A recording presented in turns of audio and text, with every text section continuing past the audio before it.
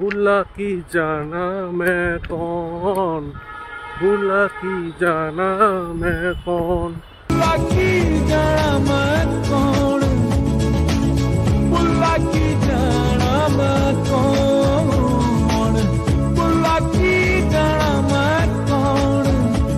तो বন্ধুরা কেন এই গানটা করছি সেটা বলছি, কিন্তু তার আগে welcome to my YouTube channel. আরও একটা নতুন ব্লগ নিয়ে আসছি। এটা একটু অন্য রকমের ব্লগ একটা। তো গানটা কেন করলাম সেটাই এখন বলছি। আমি এখন একটু বাইরে আছি, বাড়ি ফিরছি। তো মনে হলো সেই গানটা শুনতে শুনতে একটু ইমোশনাল হয়ে গেলাম। গানটা রব্বি সার্গিলের গান, বহু পুরনো গান।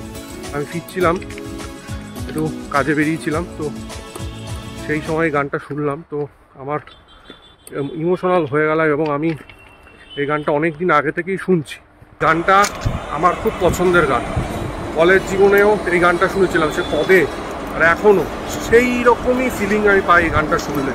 এত দারুণভাবে উনি গেয়েছেন, লিরিক্সগুলো সব বোঝা যায় না, কিন্তু গানটার মধ্যে একটা অন্যরকম অনুভূতি আছে। সেই গানটাই ফেরার পথে আমি শুনছিলাম বারবার করে। এবার আসি আসল কথায়। আজকের ওয়েদারটা দারুণ, একটু ওয়েদারটা কীরকম আমি দেখিয়ে দিচ্ছি। ওয়েদারটা সত্যি আছে খুব দারুণ। বন্ধুরা, আকাশের মেঘটা শুধু দেখো, খুব শিগগিরই নয়াটিতে বৃষ্টি নামবে, মেঘ দেখেই বোঝা যাচ্ছে। রোদও আছে প্রচণ্ড, গরমও আছে। বন্ধুরা, যেটা বলার জন্য আমি এই ব্লগটা বানালাম, গানটা তো সত্যি আমার খুব ভালো লাগে, আর বৃষ্টিও খুব আসছে। তাড়াতাড়ি ব্লগটা তার আগে শেষ করে নিই, কারণ বৃষ্টি নেমে যেতে পারে যে কোনো সময় এখানে। তো সেটা হচ্ছে, আজকে একটু কাজের কারণে ব্যারাকপুর স্টেশনে গেছিলাম। তা আমি ব্যারাকপুর স্টেশনে যখনই যাই, সে ছোটোবেলা, যেহেতু আমার মাসির বাড়ি ওখানে, তো আমার ব্যারাকপুর স্টেশনে অনেক ছোটোবেলা থেকে যেতে হয়। তো আমি ওখানে একটা জিনিস সবসময় দেখি, কিছু জিনিস তো ওখানে খুবই পপুলার। তার মধ্যে আমার যেটা ওখানে ছোটোবেলা থেকেই দেখি, সেটা হচ্ছে ব্যারাকপুর স্টেশনে পাখির যে এত পাখি এবং তাদের মানে কলকলানি, সেটা আজকে আমি একদমই দেখতে পারলাম না। এবং এটা আমি আমার একটা দুটো গ্রুপে পোস্ট করলাম। আমি জানি না কোথায় তারা, আমি তাদের আওয়াজটা খুব মিস করলাম। এবং সেটা দেখি আমার মনে হলো তোমাদের কাছে শেয়ার করি, মানে কী কারণ, কোথায় হঠাৎ চলে গেল। ঠিক আছে, সেটাই আমি বলছি, সেই কারণেই আমি এই ব্লগটা করছি। যদি কেউ তোমরা জানো, কমেন্টে অবশ্যই জানাও, কেন তারা কি এই সময়টা থাকে না, সকালটা কি রাত্রে। এর আগেও গেছি, কিন্তু আমি তো দেখেছি, আজকে একদমই দেখলাম না, পুরো শূন্য, পাখি শূন্য ব্যারাকপুর স্টেশন। এটা আমার একটু খারাপই লাগলো, কেন জানি না কি হলো। তো আশা করি তারা ফিরে আসবে, আমি চাই তারা ফিরে আসুক। আর তাদের ছাড়া ব্যারাকপুর স্টেশন শূন্যই লাগে।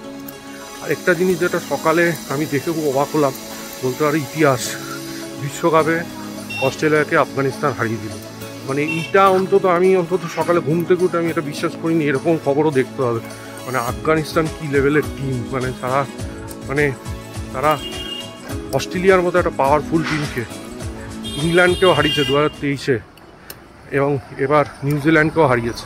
এবং আমি যা বুঝলাম, আফগানিস্তানের এই জেতার জন্য কোয়ালিফিকেশনটা অনেকটাই তারা কাছাকাছি চলে আসলো। অস্ট্রেলিয়ার পক্ষে চাপ হয়ে গেল।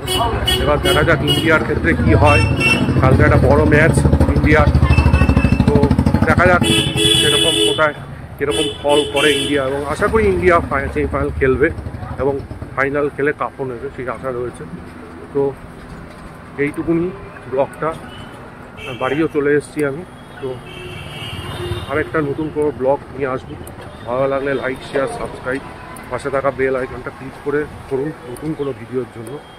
ততক্ষণের জন্য গুড বাই বন্ধুরা।